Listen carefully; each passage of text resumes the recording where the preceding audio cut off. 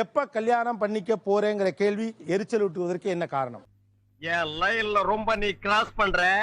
நான் ரொம்ப மோசமானவன். நான் கல்யாணம் பண்ணிக்க அப்புறம் வேலைக்கு போறதுக்கு சப்போர்ட் பண்ணாலும் என் குடும்பத்துக்கு பினான்சியலா சப்போர்ட் பண்ணுவாங்களா என்னன்னு தெரியாது. ஆசான் இல்லாத படிப்பு அப்பா நாட்டால மறந்தனோட பொழப்பு உருப்படா சரித்திரமே இல்லடா. இதே சொல்லியிருந்தா அப்ப எப்பதான் மேரேஜ் பண்றது? பிச்சு போட்டு போடுவா ஆரம்பத்துல அடி வாங்க ஓடி போய். ஒரு 3 இயர்ஸ் அதுக்குள்ள நான் என் ஃபேமிலியை ஸ்டேபிள் பண்ணுவேன். அப்ப என் தங்கச்சி கொஞ்சம் வேலைக்கு போக ஆரம்பிப்பா. இப்ப அவ படிக்கிறாதானே.